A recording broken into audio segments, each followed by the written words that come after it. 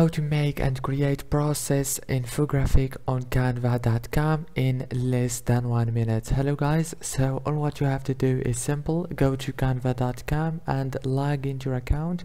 Now click on create a design right here and search for infographic. Click on the first option until it takes you to this page. Go here and scroll down like this until you find process infographic. Click on see all and now choose a template right here. You have many templates and you can edit everything from here, as you can see. After you edit and finish, go here and click download. If this video was helpful, please don't forget to like and subscribe. Thank you for watching.